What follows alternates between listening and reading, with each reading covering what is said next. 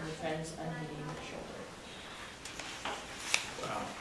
The curved hand fell with heavy protest of the friends and heating shoulder. What do you mean, curved hand? Still, Huh? it was still like in the position of holding the Exactly. pole. Yeah, they just wrenched the pole right out of Yeah. his hand. Okay, we're doing good. Do we have time to read any more? Do we have 5? Is that what we have left? Okay. Amber, would you start us on page 120? Yeah. When the two youths turned with the flag, they saw that much of the regiment had crumbled away, and the dejected remnant was coming slowly back. The men, having hurled themselves in projectile fashion, had presently expended their forces. They slowly retreated, with their faces still toward the fluttering woods, and their hot rifles still replying to the din. Several officers were giving orders, their voices keyed to screams. Where in hell are you going? The lieutenant was asking in a sarcastic howl, and a red-bearded officer, whose voice of triple brass could plainly be heard, was commanding. Shoot into him, shoot into him. Goddamn their souls. There was a melee Melee. of Melee. Lay. melee. Melee? A melee of screeches. There was a melee of screeches in which the men were ordered to do conflicting and impossible things.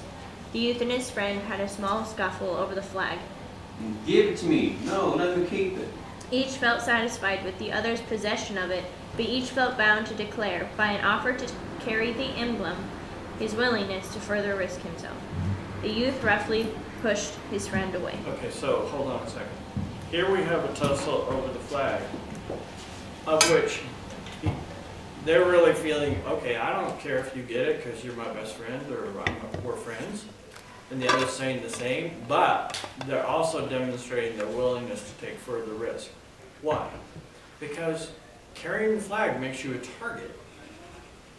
You know, people who are shooting can see the flag coming, so all they have to do is shoot. Just, you know, there's the flag, so you drop your bead a bit, and there's the human carrying it. Drop the human, you drop the flag. That's a disgrace. Got it? The regiment fell back to the solid trees. There it halted for a moment to blaze at some dark forms that had begun to steal upon its track. Presently it resumed its march again, curving among the tree trunks. By the time the depleted regiment had again reached the first open space, they were receiving a fast and merciless fire. There seemed to be mobs all about them.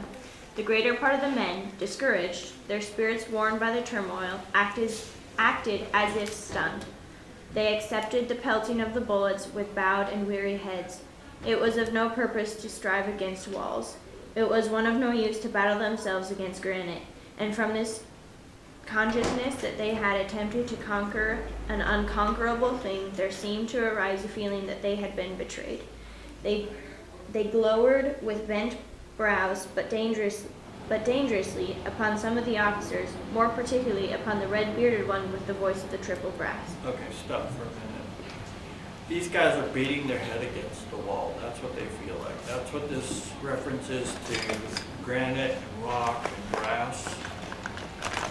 You know, they feel like they're fighting. It's like, you know, it's like the starting line is about 1 foot away from a brick wall. It's like, okay, you're doing really well until you hit that brick wall. So that's the way they're feeling. You know, we've been fighting and we keep running up against an intolerable foe who seem to be impervious to our advances, our shots, our determination to put them down. They seem to be able to stand as solid as a rock in the face of our advances. However, the rear of the regiment was fringed with men who continued to shoot irritably at the advancing foes. They seemed resolved to make every trouble. The youthful lieutenant was perhaps the last man in the disordered mass. His forgotten back was toward the enemy. He had been shot in the arm. It hung straight and rigid. Occasionally he would cease to remember it and be about to emphasize an oath with a sweeping gesture. The multiplied pain caused him to swear with incredible power. Do you want me to stop? It's time. Is it? Okay. Yeah. Good job. All right, we will pick this up Monday.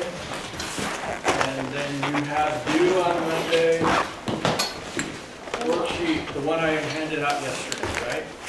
Do you have the next worksheet? I do not. It will be done